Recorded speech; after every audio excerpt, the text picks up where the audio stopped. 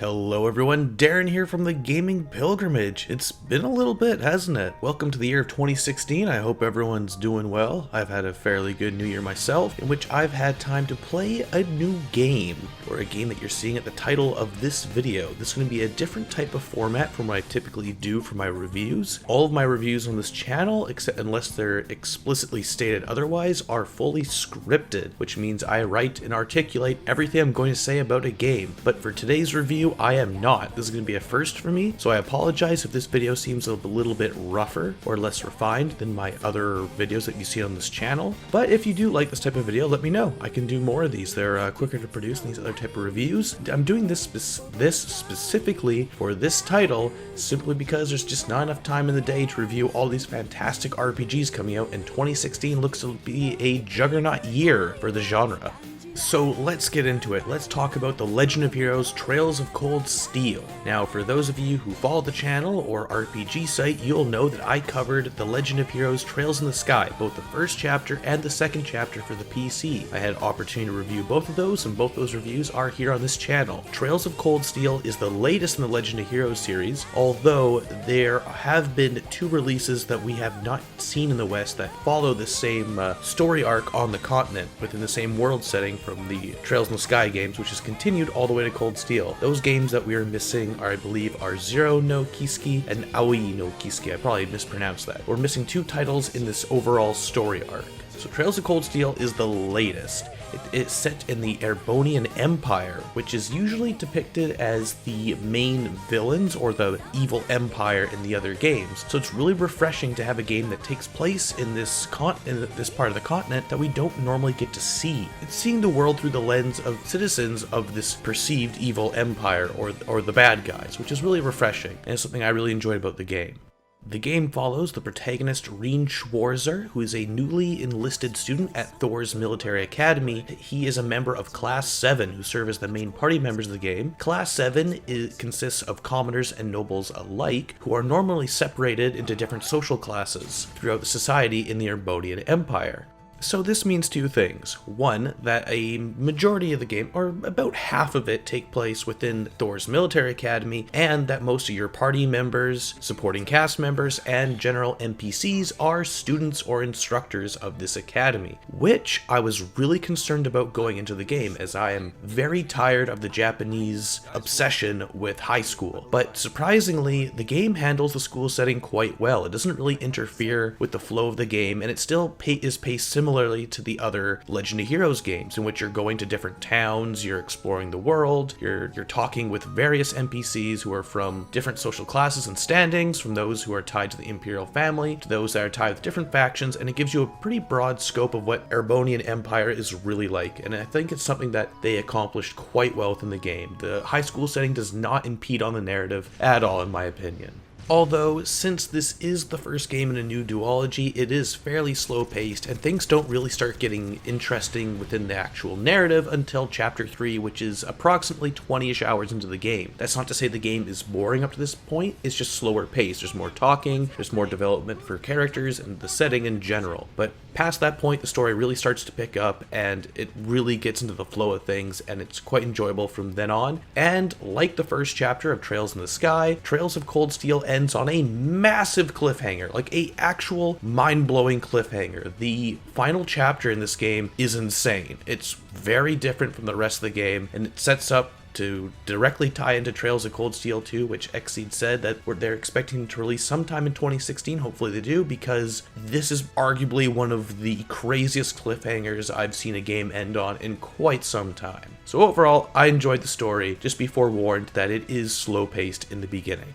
So the overall narrative aside, let's actually talk about the characters. Like Trails in the Sky, the cast of characters are well written, well developed, well voiced, but some of the characters are unevenly developed. Characters like Reen, Alyssa, Laura, Machias, they all get a lot more development than other members of the cast. For instance, Emma doesn't really get much screen time at all, and unless you spend every waking free moment in the game talking with her, you're not going to really figure out much of her story or actually see her develop all that much, which is kind of unfortunate, but hopefully that's something they can resolve within the second chapter, as she looks to have a bigger role in that game. And as well, compared to the cast of previous Legend of Heroes games, specifically Trails in the Sky, the cast seems a lot less varied, since most of our cast members are students within the same class. They're not really that different from one another in terms of age or worldview, especially since they're all from the same part of the world, in which previous games we got people from all over. Not to say that the cast feels limited, it just doesn't feel as varied or as interesting as the previous game, although this cast is still great, they're still likable characters, and it's good all around. Although I will say Estelle from Trails in the Sky is a better lead character so far than what we've seen from Reen, who kind of feels like the main protagonist of a Tales game, which is something I don't necessarily have a problem with, but it feels a little bit different for the series.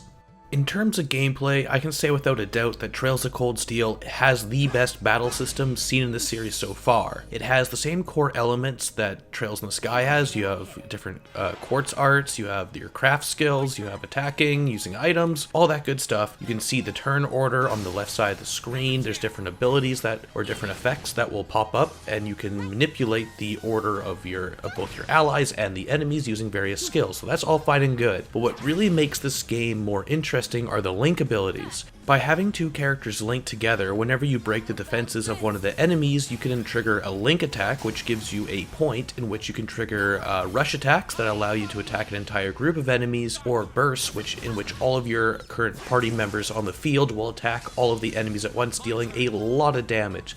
This link system makes the battle system feel a lot faster than previous Trails games, specifically Trails in the Sky, which is really fun and good. The overall battle system rocks. I had a lot of fun with it. I also really enjoyed how you could stack up EXP bonuses depending on performing certain feats in battle. For instance, overkilling enemies by completely decimating them with skills that took away all of their HP in one hit, or killing multiple enemies at once, not taking damage. And so you can end battles gaining almost 3 times or even more than 3 times the experience, which is really helpful and cuts down grinding. Overall, this battle system is great. I absolutely enjoyed it.